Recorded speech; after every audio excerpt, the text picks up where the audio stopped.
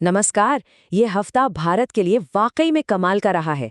मतलब क्रिकेट के मैदान से लेकर पर्यावरण की दुनिया तक हर तरफ से अच्छी खबरें आईं। तो चलिए आज भारत की इन्हीं बड़ी जीतों को एक एक करके समझते हैं। तो सवाल यह है कि क्या ये हफ्ता सच में भारत के लिए एक यादगार हफ्ता था? इसका जवाब छिपा है क्रिकेट के रोमांच में, प्रकृति को मिले एक बड़े सम्मान में और देश को जो नया नेतृत्व मिला है उसकी कहानियों में। आइए इन्हीं सब पर एक नजर डालते हैं।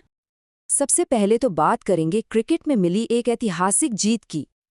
फिर चलेंगे पर्यावरण की दुनिया में, जहां भारत को एक बहुत बड़ा वैश्विक सम्मान मिला है। और आखिर में हम देखेंगे कि देश के कुछ सबसे जरूरी संस्थानों की कमान अब किन नए चेहरों के हाथ में है। तो चलिए शुरुआत करते हैं क्रिकेट के मैदान से। तो पहला पड़ाव है खेल का मैदान, और यहाँ हम सिर्फ क्रिकेट ही नहीं, फुटबॉल में भी मिली एक शानदार जीत की बात करेंगे। 9 सिर्फ एक नंबर नहीं है, ये नंबर बताता है कि एशिया कप में भारत का दबदबा कितना जबरदस्त है। सोचिए, ये 9वीं बार है जब भारत ने ये खिताब अपने नाम किया है। अपने आप में एक शानदार रिकॉर्ड है ये। और ये जीत और भी ज्यादा खास हो जाती है क्योंकि ये 17वें एशिया कप के फाइनल में मिली, और वो भी पाकिस्तान के खिलाफ। दुबई में हुआ ये हाई वोल्टेज मुकाबला जिसमें भारत ने 5 विकेट से एक शानदार जीत दर्ज की। देखिए, हर बड़ी जीत के पीछे कुछ हीरो तो होते ही हैं। इस टूर्नामेंट के असली हीरो बनकर उभरे अभिषेक शर्मा, जिन्हें प्लेयर ऑफ द सीरीज चुना गया। फाइनल में Tilak Varma man of the match बने और जीत पक्की कर दी, जबकि Kuldeep Yadav most valuable player रहे। लेकिन मैदान पर जीत के साथ साथ एक ड्रामा भी देखने को मिला।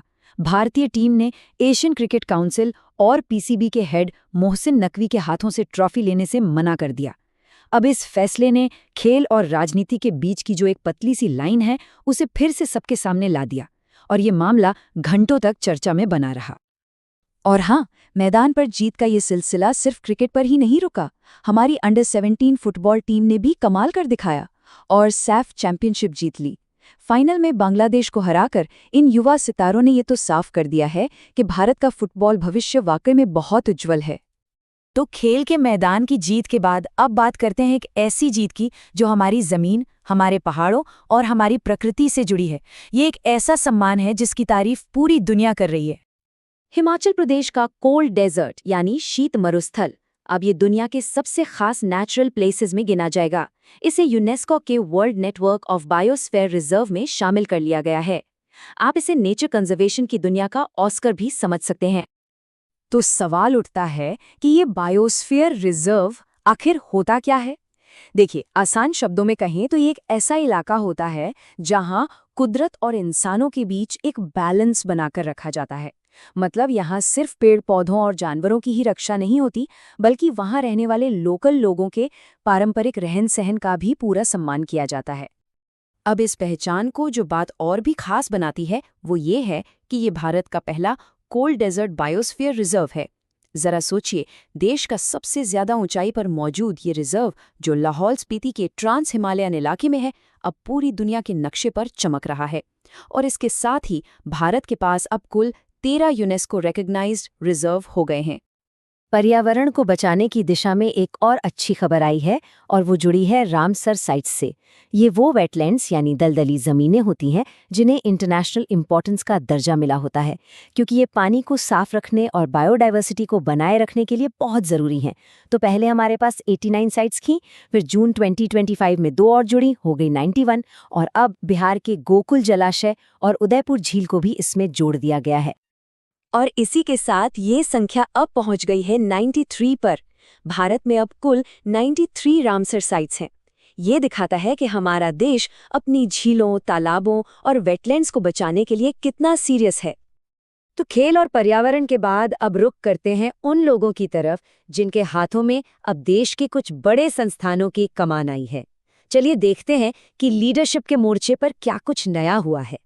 सबसे पहले बोटैनिकल सर्वे ऑफ इंडिया यानी बीएसआई के नए डायरेक्टर बने हैं डॉक्टर कनाद दास। डॉक्टर दास बीएसआई के 13वें डायरेक्टर हैं, लेकिन मजेदार बात उनकी स्पेशलाइजेशन है।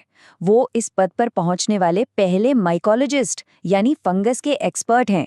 शायद ये एक इशारा है कि अब फंगस जैसे कम समझे जाने वाले पौधों पर भी ज्यादा ध्यान दिया जाएगा। वैसे 1890 में बनी ये संस्था भारत की प्लांट डाइवर्सिटी को डॉक्यूमेंट करने के लिए बहुत ही जरूरी है। अब बात करते हैं बिजनेस और इंडस्ट्री की दुनिया की। इंडियन चेंबर्स ऑफ कॉमर्स के नए प्रेसिडेंट बने हैं बृजभूषण अग्रवाल। बृजभूषण अग्रवाल अब 1925 में बने इस ऐतिहासिक ऑर्गेनाइजेशन को लीड करेंगे। आईसीएचई का रोल बहुत ही अहम है। ये इंडियन इंडस्ट्री और सरकार के बीच एक पुल का काम करता है और बिजनेस के लिए बेहतर पॉलिसीज बनवाने में मदद करता है। और आखिर में न्यायपालिका से एक अहम नियुक्ति। जस्टिस सोमेन सेन मेघालय हाईकोर्ट के नए चीफ जस्टिस बन गए हैं। जस्टिस सेन अब मेघालय हाई कोर्ट के 14वें चीफ जस्टिस के तौर पर काम करेंगे। वो अपने साथ कलकत्ता हाई कोर्ट का लंबा अनुभव लेकर आए हैं और अब मेघालय के जुडिशियल सिस्टम को लीड करेंगे। उनकी नियुक्ति संविधान के आर्टिकल 217 के तहत प्रेसिडेंट द्वारा की गई है। और चलिए आखिर में एक ऐसे दिन की बात करते हैं जो इन सभी खबरों को हम तक और हम सबको एक दूसरे तक पहुंचाने में मदद करता है। ये दिन है भाषाओं को जोड़ने वाला दिन, इंटरनेशनल ट्रांसलेशन डे। हर साल 30 सितंबर को इंटरनेशनल ट्रांसलेशन डे मनाया जाता है। ये दिन उन सभी प्रोफेशनल्स को समर्पित है जो अपनी भाषा की स्किल्स से कल्चर और लैंग्वेजेस के बीच की दीवारों को तोड़ते हैं। और 2025 की जो थीम है वो भी बहुत मीनिंगफुल है, translation shaping a future you can trust. ये हमें याद दिलाता है कि एक दूसरे की बात को समझना, एक दूसरे की भाषा को समझना एक भरोसेमंद दुनिया बनाने की तरफ पहला कदम है। तो इस हफ्ते की इन सभी बड़ी घटनाओं को देखने के बाद एक सवाल मन में आता है, और वो ये है कि खेल में मिली जीत, पर्यावरण को मिला सम्मान या फिर संस्थानों को मिला नया नेतृत्व, आखिर इनमें से कौन सी खबर भारत के आने वाले कल पर सबसे ज्यादा असर डालेगी? सोचिएगा जरूर।